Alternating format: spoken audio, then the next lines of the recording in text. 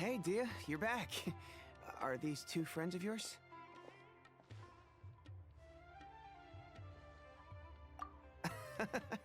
Likewise. There's no need to be so formal with us.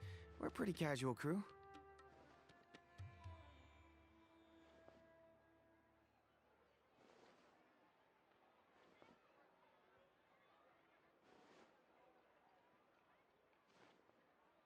Anyway, since we've got newcomers, let me fill you in on what the Khan al-Ahmar has been up to lately.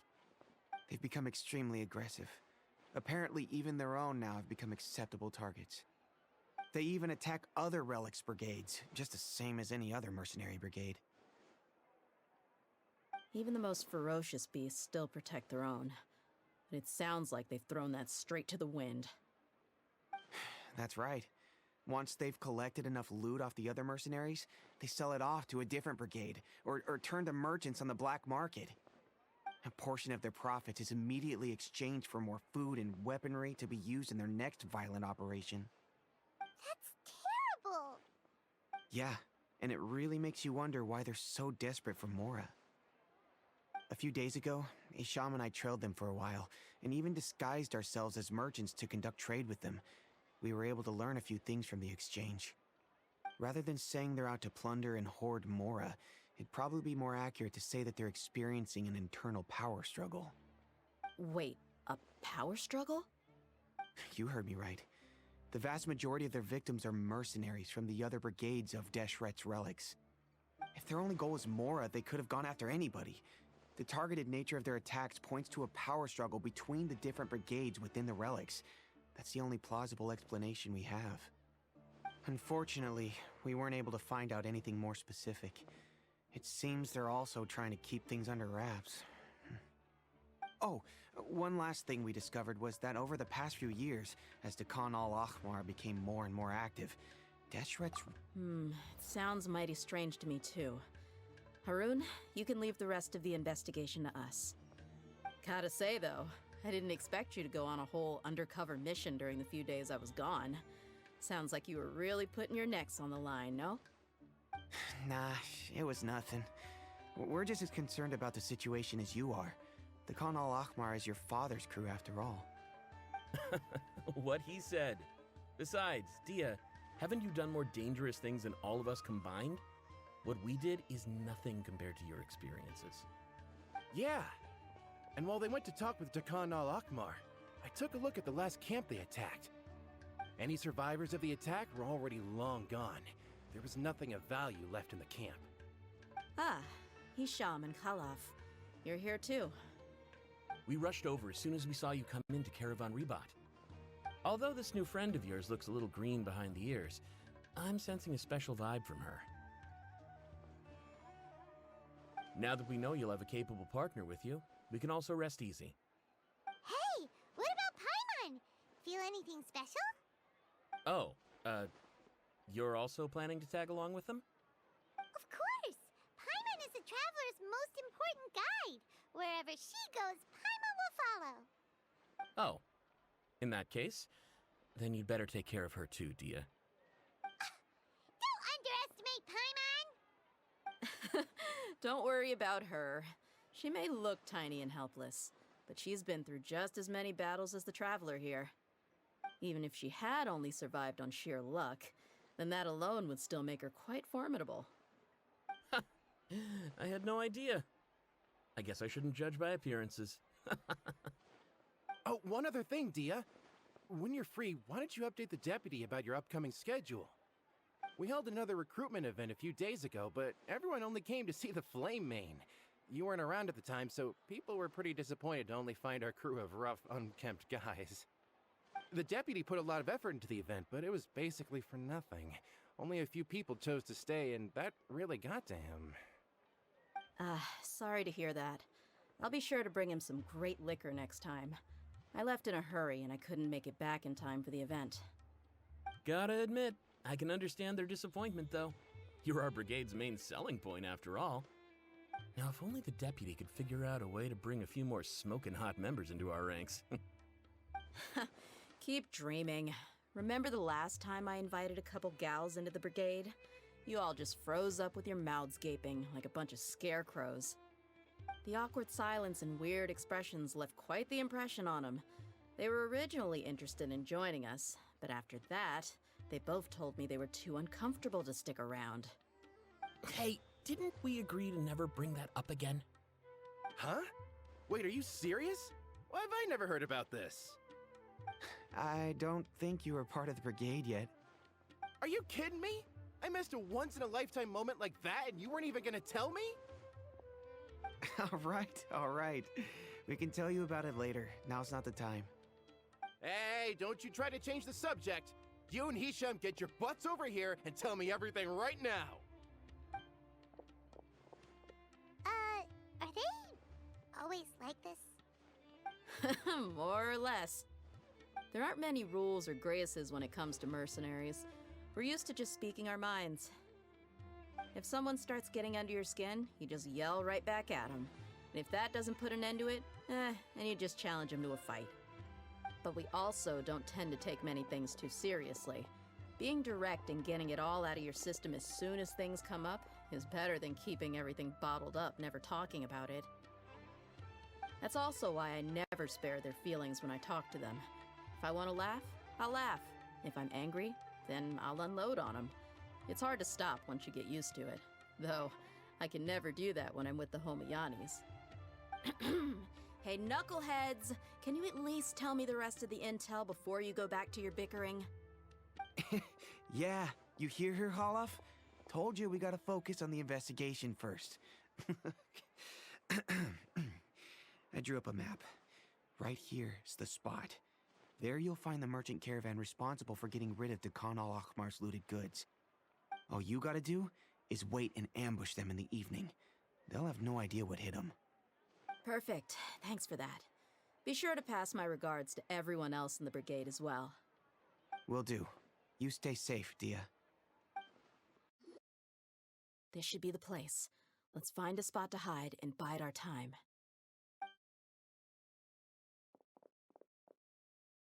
It's gonna come down to a fight one way or another, so let's all be careful. No need to worry. She knows her way around a fight. I'm not worried about that. What I meant is that we probably shouldn't go too hard on the enemy. After all, we still need to get information out of them.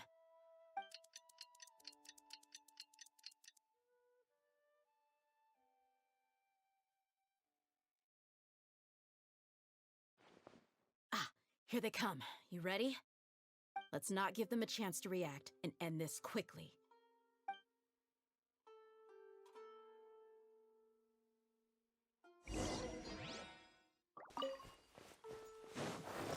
That's close enough!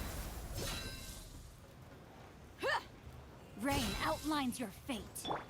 Wind Strider!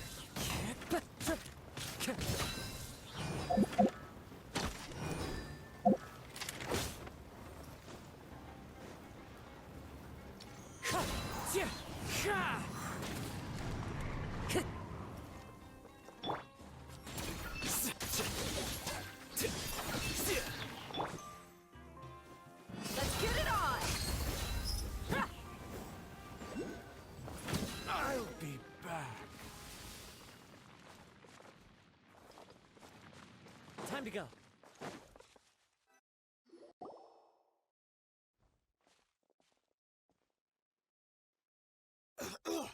Huh? You're the Flame Mane. Good. That saves me an introduction. All right, time for a little talk. Are you buddies with Khan al-Akhmar now? Tell me, what are they after? You know the code of being a mercenary just like everyone else. The first rule is to never divulge key information about our employer. What makes you think I'd talk? Ha! That might have worked on an amateur, but I know you're just looking to protect your reputation. Think about it, though. What's your reputation worth if you won't have the other tools you need to succeed in this line of work? Tools like, I don't know, your limbs or eyes? You've got 5 seconds. You might want to think twice about how much your employer's information is worth to you. Whoa! I'm not joking around. We can do this the easy way or the painful way. 2 seconds! I'll save you the trouble.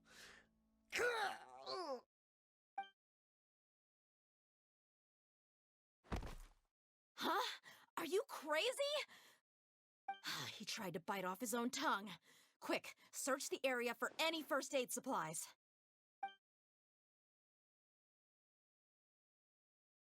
I definitely didn't expect him to go that far. Thankfully, the wound wasn't too deep, and he just passed out from the pain. But why would he be so extreme? I just wanted to test his mettle. You can get a lot of mercenaries to talk just by threatening them. I didn't expect him to be willing to go through so much pain just to deny us some intel. Well, he's out cold for now. We could wait for him to wake up, but maybe it's not a good idea to interrogate him any further. What should we do? Yeah, don't worry about it.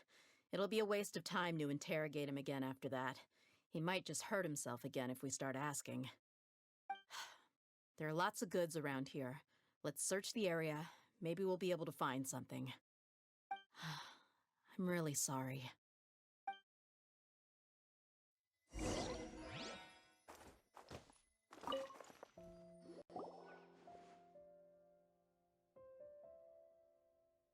found a piece of paper with a bunch of names on it. Maybe it's a record of something.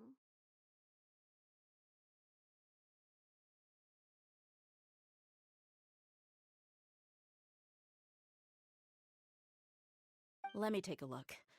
If this really is a merchant caravan, they should have a record of their transactions. Yep. I see an entry for Dakana Lakmar right here. Kusela, Idrisi, Bashar, and Takriti.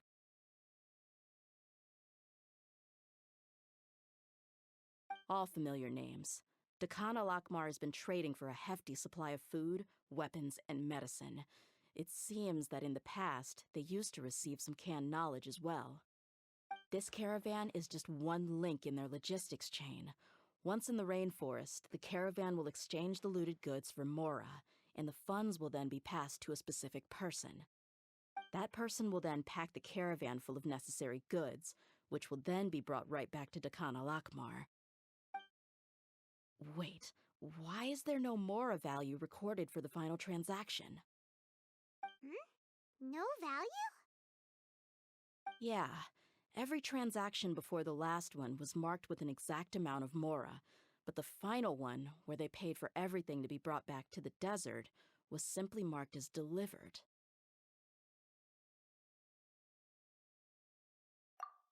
Perhaps. But they couldn't have known how much they would make off selling the loot. Do they not care about profit margins at all? Anyway, the next part's the records of the goods themselves. There are a lot of entries. Everything was probably sourced from the rainforest. Huh? What's wrong? Shazamon Homayani? Homayani?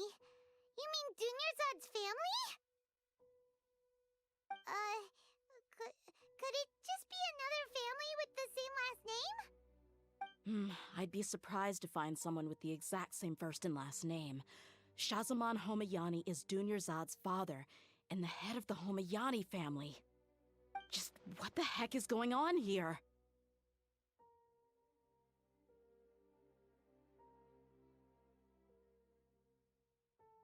I'm sorry, you're right. I'll consider what we found and not jump to conclusions just yet. But what this piece of paper confirms is that the Homayani family has been providing goods to Dakana Lakmar. What if the Homayanis have been kept in the dark and don't know they've been trading with Dakana Akhmar? That's a possibility, but if that was the case, why is this caravan specifically named Shazamon as their person of contact? They could have just as easily bought goods such as food and medicine directly from Caravan Rebot or Port Ormos.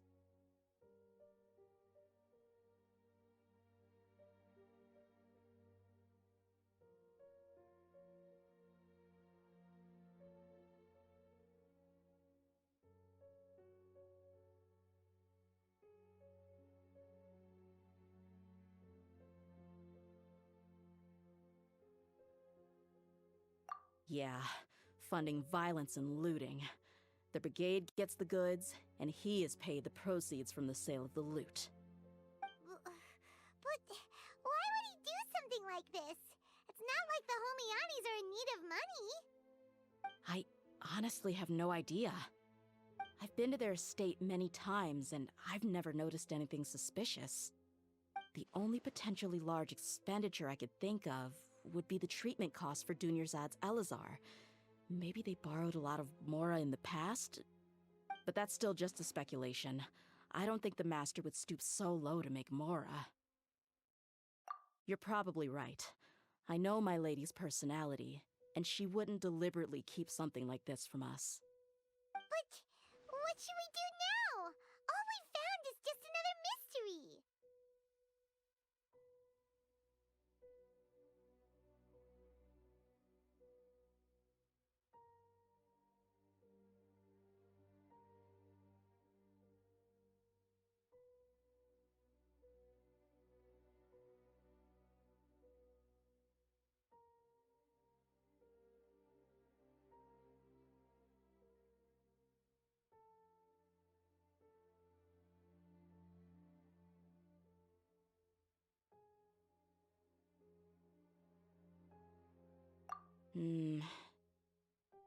If you ask me, we already have no choice but to confront her about this. I'm not worried. It's too early to make a verdict yet. I still have faith in the Homianis. Let's go find my lady again. We'll tell her everything and see if she's willing to lend us her support. If we're lucky, we can not only figure out the mystery of this paper, but also follow the trail of breadcrumbs to the people responsible at Dakan al-Akmar. Dia, are you sure this is the best decision? What if instead of getting the help we need, we just end up revealing everything we've discovered to the enemy? I've considered that possibility, but even still, I want to tell her what we found. I think I owe her that much. True friendship is built on trust. She showed genuine concern for me when we first brought up the topic. I can't repay her kindness with doubt and suspicion. That's not how I deal with people. You're right. Paimon wants to trust Dunyarzad too. Yeah. Let's pay another visit to Sumeru City. Back, my lady. Oh, you're back a lot sooner than I expected. You mustn't have run into any trouble then. Well, how did it go? What did you come up with? Actually, we're still investigating. It's just that we've discovered something strange. I see. The clues you found have led you back here, in the city? Something like that. Yeah. You all look a little dispirited. Whatever you found must not have been very encouraging after all. Why don't you discuss it with me? Maybe I'll be able to say something to cheer you up? It's okay, my lady. It's not so much about me being upset with my father or anything like that. How should I put this? So something is wrong. Even the Traveler and Paimon have been uncharacteristically quiet. On any other day, Paimon would have already waved to me with a smile and shouted, "Dunyarzad, we're back!" So tell me, what happened? Well? My lady, please prepare yourself for what we're going to tell you next. It concerns the Master. The Master? You mean my father? Okay, I understand. Don't worry about me. I'll listen as attentively as I can.